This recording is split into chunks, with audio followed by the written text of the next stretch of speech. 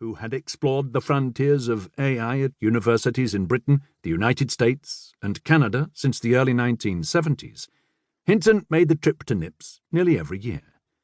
But this was different. Although Chinese interest in his company was already locked in, he knew that others were interested too, and NIPS seemed like the ideal venue for an auction. 2 months earlier, Hinton and his students had changed the way machines saw the world. They had built what was called a neural network, a mathematical system modelled on the web of neurons in the brain, and it could identify common objects, like flowers, dogs, and cars, with an accuracy that had previously seemed impossible.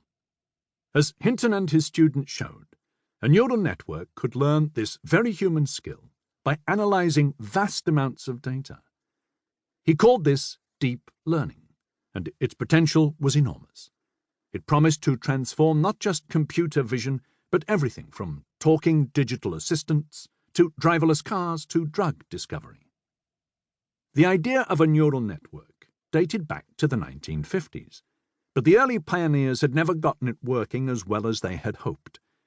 By the new millennium, most researchers had given up on the idea, convinced it was a technological dead end, and bewildered by the 50-year-old conceit that these mathematical systems somehow mimicked the human brain.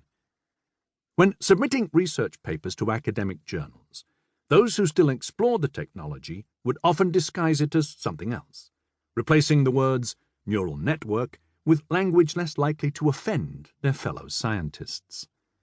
Hinton remained one of the few who believed it would one day fulfill its promise, delivering machines that could not only recognize objects, but identify spoken words, understand natural language, carry on a conversation, and maybe even solve problems humans couldn't solve on their own, providing new and more incisive ways of exploring the mysteries of biology, medicine, geology, and other sciences. It was an eccentric stance, even inside his own university, which spent years denying his standing request to hire another professor who could work alongside him in this long and winding struggle to build machines that learned on their own. One crazy person working on this was enough, he says. But in the spring and summer of 2012, Hinton and his 2 students made a breakthrough. They showed that a neural network could recognize common objects with an accuracy beyond any other technology. With the 9-page paper they unveiled that fall, they announced to the world that this idea was as powerful as Hinton had long claimed it would be. Days later, Hinton received an email from a fellow AI researcher named Kai Yu, who worked for Baidu, the Chinese tech giant. On the surface, Hinton and Yu had little in common. Born in post-war Britain to a family of monumental scientists whose influence was matched only by their eccentricity, Hinton had studied at Cambridge, earned a PhD in artificial intelligence from the University of Edinburgh, and spent the next 30 years as a professor of computer science.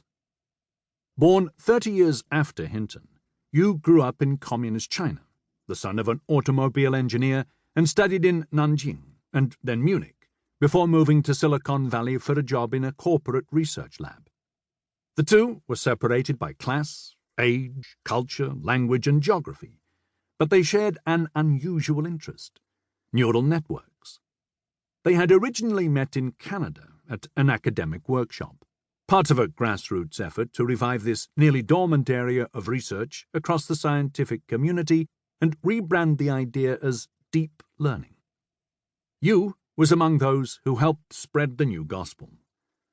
Returning to China, he took the idea to Baidu, where his research caught the eye of the company's CEO.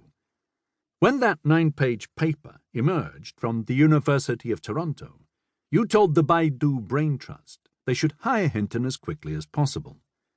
With his email, he introduced Hinton to a Baidu vice president, who offered $12 million for just a few years of work. At first, Hinton's suitors in Beijing felt they had reached an agreement, but Hinton wasn't so sure. In recent months, he'd cultivated relationships inside several other companies, both small and large, including 2 of Baidu's big American rivals, and they, too, were calling his office in Toronto.